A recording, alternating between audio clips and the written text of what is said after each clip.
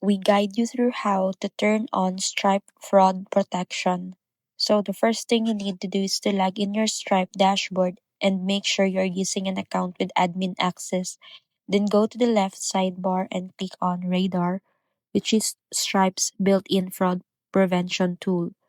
Inside Radar, select Rules, which you can manage how Stripe detects risky transactions automatically.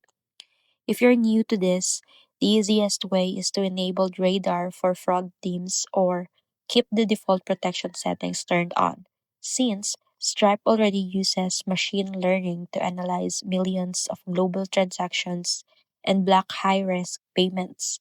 Next, scroll to your risk settings and ensure that payments with elevated risk are either block or require review depending on how strict you want your protection to be.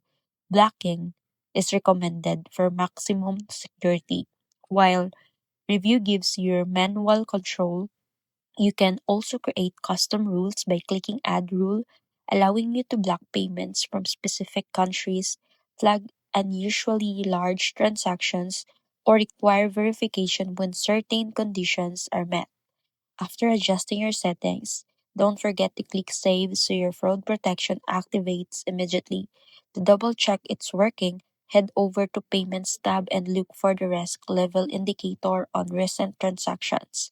Turning this feature on only takes about a minute, but it can prevent major financial losses and protect your reputation. So always keep your fraud tools updated as your business grows.